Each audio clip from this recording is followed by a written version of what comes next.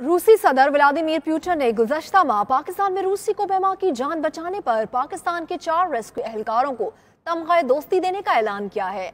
तफसील देखेंगे शाहिद घुमन की रिपोर्ट में।